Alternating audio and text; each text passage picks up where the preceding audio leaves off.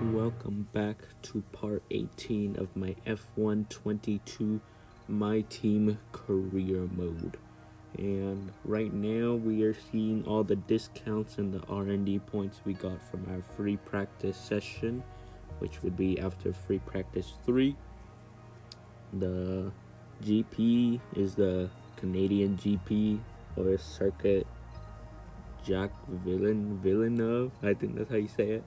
But it looks like for R&D we got around 1,200 R&D points, so I think after all these discounts apply, we are definitely going to be making an upgrade to improve the car. We're like 10th, only Alpine's behind us, but we need to get better than 10th if we want to win the championship.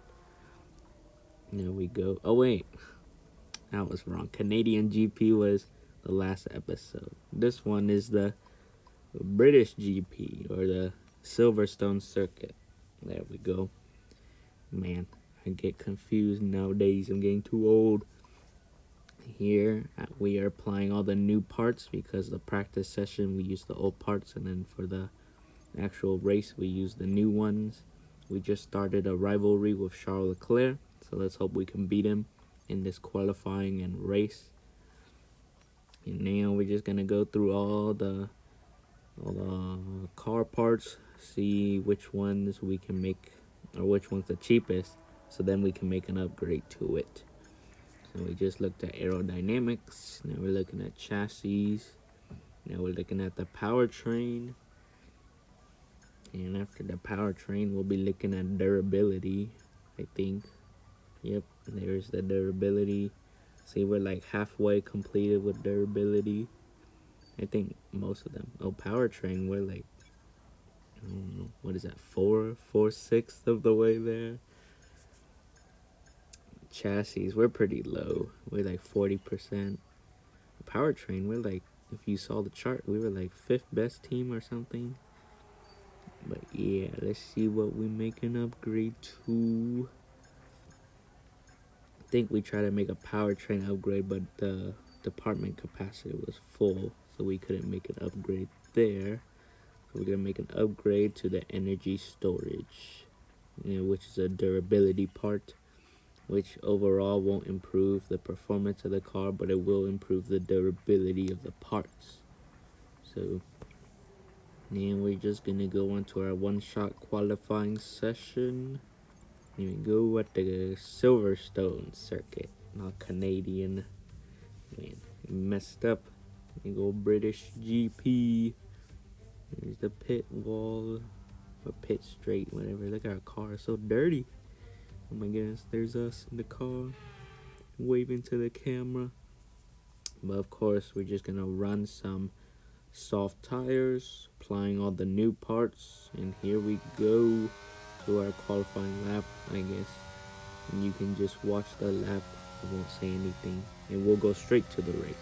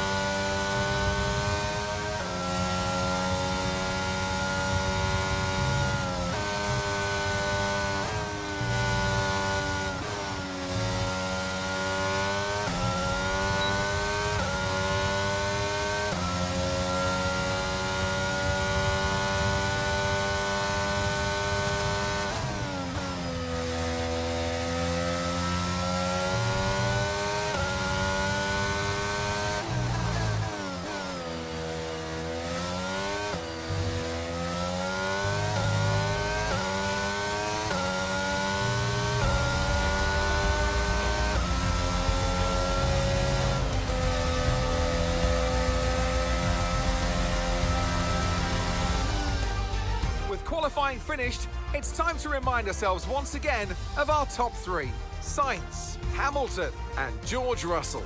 With qualifying wrapped up now, we have our grid lineup for the big race tomorrow. Be sure to join us then for what will no doubt be a fantastic race.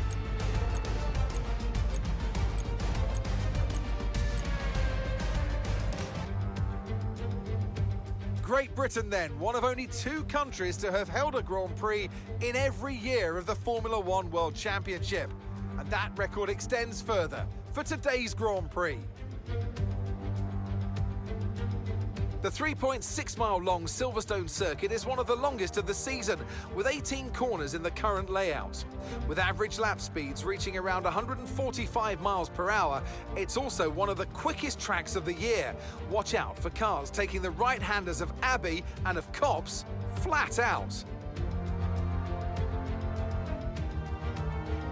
Off the back of a fantastic qualifying session, it's time to see how our starting grid looks like for today's race. It's Carlos Sainz in pole position, and it's Lewis Hamilton alongside. Moving on to the rest of the grid, we have Russell, Leclerc, Max Verstappen, and Norris. Hughes, Vettel, Ricciardo, and Lance Stroll. Joe, Bottas, Fernando Alonso, and Schwartzman. Oscar Piastri, Albon, Kevin Magnussen, and Pierre Gasly. Ocon, Tsunoda, Mick Schumacher, and Nicholas Latifi. That's it then, it's time to go racing as we head down trackside for today's race. It's race day yet again, and joining me for a chat is Anthony Davidson. And our racers are certainly in for a rough day today. What will you be watching out for as they head into turn 1? Well, the start of the race is always one of the most nerve-wracking parts. You have to hope that everyone is able to get off to a clean start, and this is possibly the trickiest part of the entire race.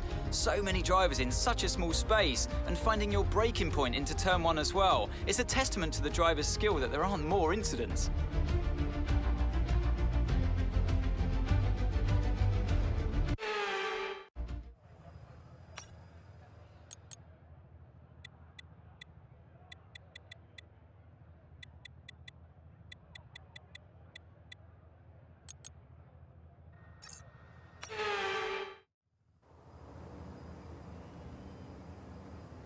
The formation lap gets underway, and every driver will be looking to settle in for the race ahead, making sure that their car is ready for the battle once the lights go out.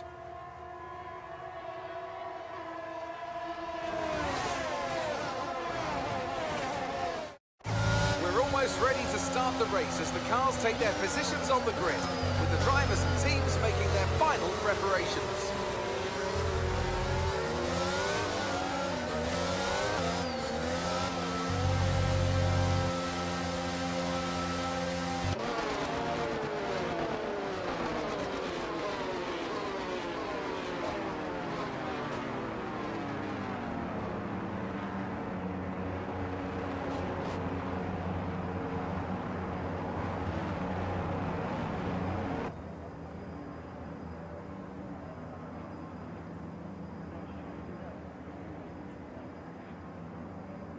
Okay, that was the qualifying lap and the formation lap. Now we have the race underway, and it's 5 lights and out, and away we go. We start P7, and looks like Vettel overtook us, and we're P8, and then try to have a little look-see on turn 1, but then I run really wide into the grass. Dive bomb the 2 McLarens of Vettel and Norris, and I moved myself P6, so that's 1 position. Then I started P7, and now I end up P6 in the first couple of, I think, what is that, 3 turns, 4 turns, something like that. Now going into this section, a little wide from the racing line, as you can see, but that doesn't really matter. But I do lose some time to Verstappen ahead. I just lost 2/10 in that turn.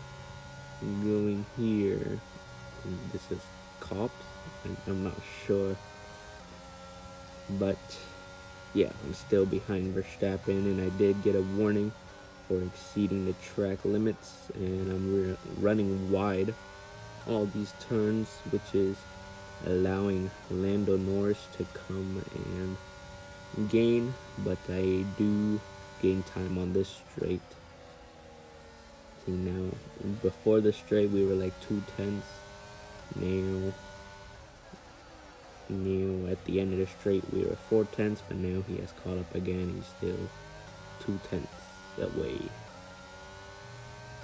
I am still within the 1 second gap to Verstappen, which DRS isn't even activated this lap.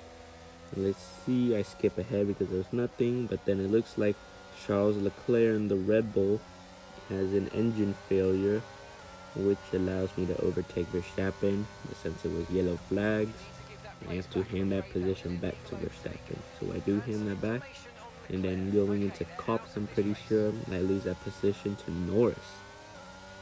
So I do drop a place, which is P6.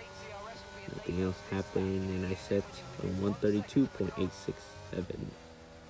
And going into the end of lap 3, I set a 131.313, which is my fastest time, but not the fastest time in the race. And going into the end of lap 4, I set a 130.903, again my fastest lap, but it looks like Carlos Sainz has the fastest lap so far. And it looks like Verstappen re-overtook Norris. And I set a 130.843, and this is the lap that I have the box. We'll see if anything action will happen. But yeah, and I make a dive bomb onto Norris into turn 3 or 4, I'm pretty sure. But I end up P5 again, and I had a little oversteer right there. I had a counter steer. And now it looks like we have the top 4 in front of us, with Carlos Sainz in the lead, I'm pretty sure. And who else? I think that's Hamilton. Yeah, Carlos Sainz, Hamilton, Russell, Verstappen, me, and Norris and Vettel. And it looks like I will get the upper hand on my rival, Charles Leclerc, after this race because he DNF'd. His engine blew up or something. It was smoke. So I will get more points than him for this GP. And going into this, I guess the main. It looks like Hamilton has an engine failure as well because he is slowing down on the straights. So that moves us up into P4. It looks like he won't finish today either. And we're going into the pits now. I'm right under Verstappen's rear wing. It looks like Sainz is pitting. So it's Russell, Verstappen, us, Norris, and who else? We do not know. It looks like Sainz comes out in front of us. And we're going into our pit box now, changing tires for some mediums, and it looks like slow getaway. I was stopped there for a couple seconds. And yeah, it looks like Norris re-overtook us into the pits. Dang, that sucks, but we're gonna need to retake that place back. It looks like Stroll and Hamilton pitted. He's still in the race. I thought he had engine failure or something. But it looks like Lewis Hamilton is still in the race. You know, he needs to win for the home crowd in the Mercedes. And it looks like Hamilton is behind us. Here's the pit, the second group of people pitting right now. We're passing all of them. It looks like Vettel overtook us in the pits too. So the overcut worked for him, and the undercut didn't work for me. He is P5 and P6 now, so that's pretty good. But he is kind of slow because his tires are just warming up. So it looks like I am going to overtake him on this straight. Make a dive bomb, or not really a dive bomb. I was right beside him. But I do take that P5 position back. And now we are in a McLaren sandwich with Norris in front of us and Vettel behind me. And at the end of this lap 8, we set a purple sector 1, green sector 2, green sector 3, we get a fastest lap with a 129.956, which is the fastest lap of the race. So we will get that 1 point as long as we stay in the top 10, I'm pretty sure. But we are almost finished and heading into the lap 10. And this turn 3, I'm pretty sure, and this is turn 4. I'm not sure about that. And it looks like I will get DRS on Lando Norris. He is kind of going slow. I see him squirming around. Activate my ERS. I only got 12% left. I get DRS. And I make a dive bomb. Did we bang wheels, the front wheels? Maybe we did, maybe we didn't. But it looks like we both left unharmed with no damage. But the only damage to Lando Norris is losing that P4. So which I took P4. And it looks like here's the top, I guess the top 6, the ones I could see. You have Carlos Sainz, and he's on a winning. He's been winning a lot lately. He might give us a real challenge for the title. It looks like P2 is Russell, P3 Verstappen before me, and then Norris Vettel. And it looks like Norris tried to overtake me right there, but I pushed him. And it looks like he's going down the outside. We're squirming for positions, but in the end, I keep the P4. But he is only like 4/10 behind me, so I gotta watch out. And it looks like the leaders in front is like 3 seconds away, so it might be pretty hard to even get a podium now. Let's see, that's the end of lap 11. And we set a time, all red sector, so we set a time of 1:30.606. And going into the end of lap 12, it looks like no one has taken our fastest lap point yet, so it looks like we will be getting that. It looks like a 1:30.805. But the fighting between Russell and Verstappen is really helping us. As you can see, we are now in their DRS because they've been fighting so much.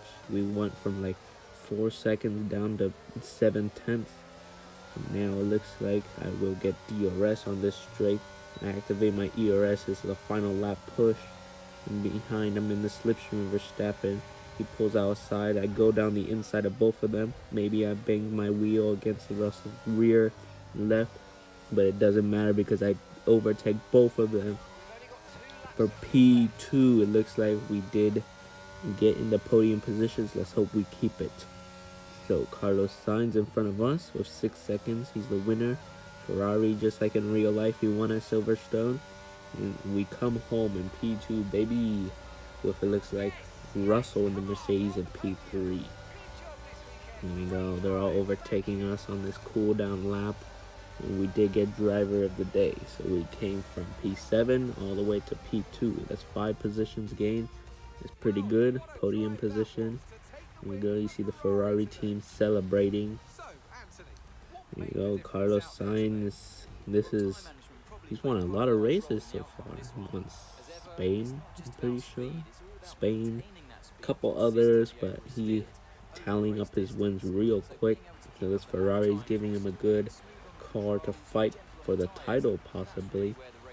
Now, looks like Charles Leclerc, he lost out.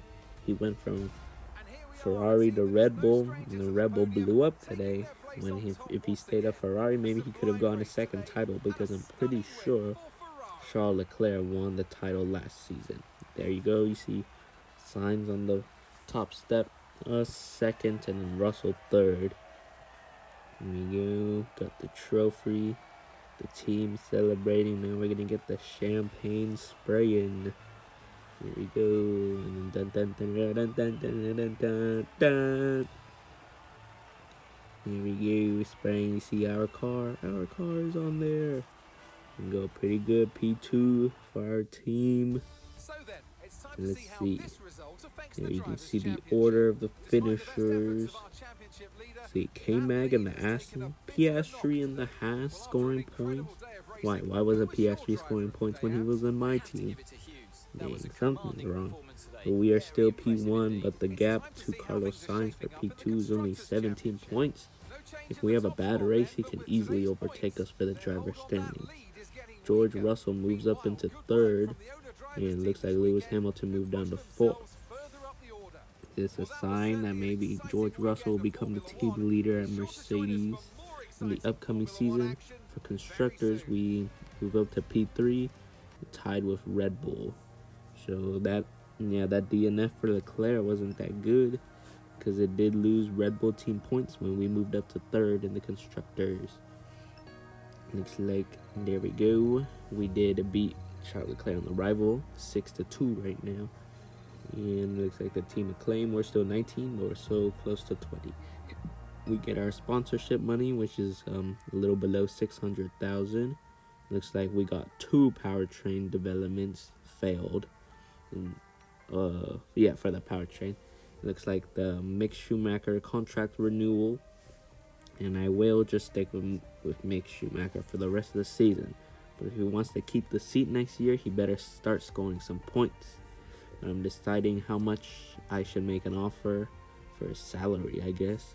I chose the medium one, and he signed. So he signed with us for the next half season. But like I said, if he wants to stay for next season, he better start scoring some points. Now, we choose what activity to do. I'm going to choose reaction training. Try to improve Mick Schumacher to score some points.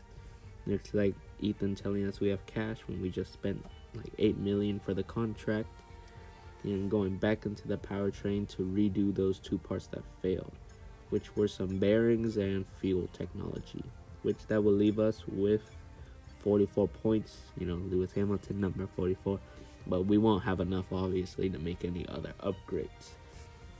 There you can see all of our upgrades. We have 1 aerodynamic, 2 durability, 2 powertrain. So the next couple of races, we should be getting some fast upgrades, hopefully moving up in the R&D chart. But I'm just looking, see if I can buy anything with my 3.89 million. It looks like everything for all the facilities are over 4 million apparently, as I'm looking. But they're all spec 2, which is pretty good overall, except for marketing. Marketing is only spec 1. But does that really even matter? But let's see. And it looks like my durability upgrade also failed. I don't know what's happening. Two powertrain, 1 durability upgrade all failed in the same time. That's so weird. But I don't even have points to redo it, so that sucks. Now let's see. The next GP will be the Austrian GP at the Red Bull Ring. So let's see what position and how good we can do. So join us, I guess, for the next episode. It should be episode 18 or 19. But thank you for watching. Like, subscribe. Thank you for 185. Let's get to 190.